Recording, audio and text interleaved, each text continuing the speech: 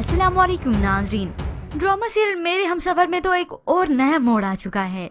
हाला और हमजा जिनके बीच में गोलियों को लेकर झगड़ा था, हमजा ये मानने को तैयार ही नहीं कि ये मेडिसिन उसकी वालदा ने दी थी।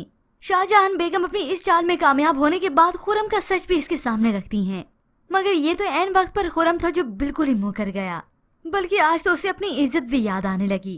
नाराज होकर जा ही रहा था कि हमजा और समीन उसे मनाते हैं, तभी वो हमजा से पूछता है, इस तरह आपकी मदर ने मुझे हिट क्यों किया? क्या दुश्मनी थी उनकी मुझसे, या फिर? तो समीन बात मुकम्मल करती है, दुश्मनी आपसे नहीं मुझसे है, क्योंकि वो चाहती नहीं है कि मेरा घर बसे।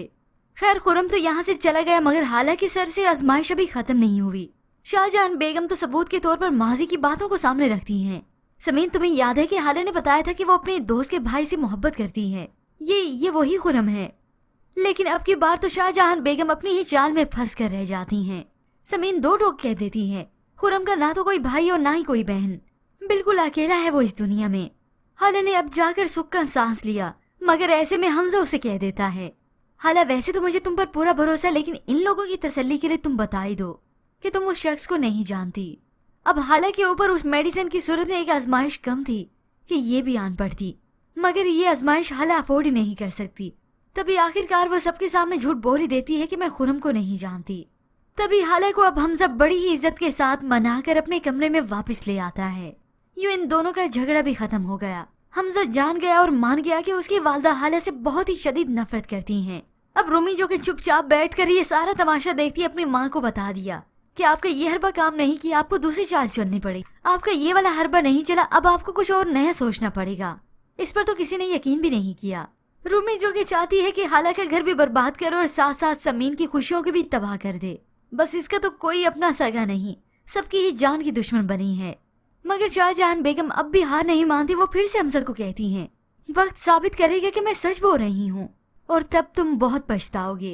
तो हमजा अपनी वालदा के इस रवैये पर ताज्जुब का इजहार करता है और दुख का भी। एक इंसान अपने जैसे इंसान की नफरत में इतना आगे कैसे बढ़ सकता है? माँ यकीन दिलाती रही, मगर वो साइड पर करके चला गया।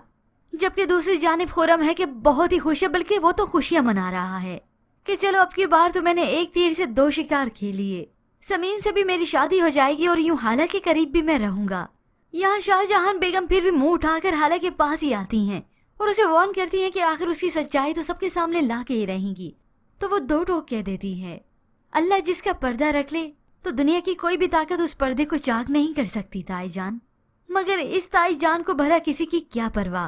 वो कहते हैं ना, शैतान जैसे अपनी शैतानियत में लगा होता है।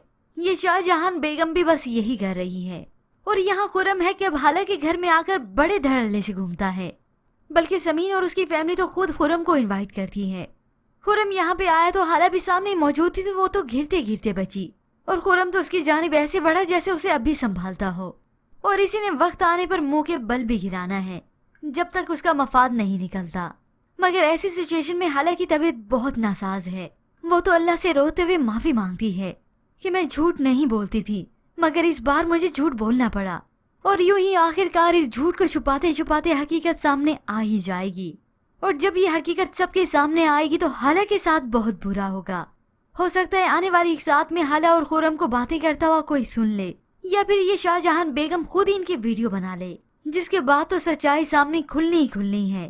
तभी हमजा और हाला के बीच में बहुत दूरियां आ जाएंगी। पर व्यूअर्स, आपको क्या लगता है कि हाला को ये सच्चाई एतमाद में लेके हमजा को बता देनी चाहिए? इसके मुतालिक हमें अपनी कीमती राय का इजहार जरूर कीजिएगा। मजीद ड्रामा प्रोमो के लिए आप देखते रहिए उर्दू टीवी।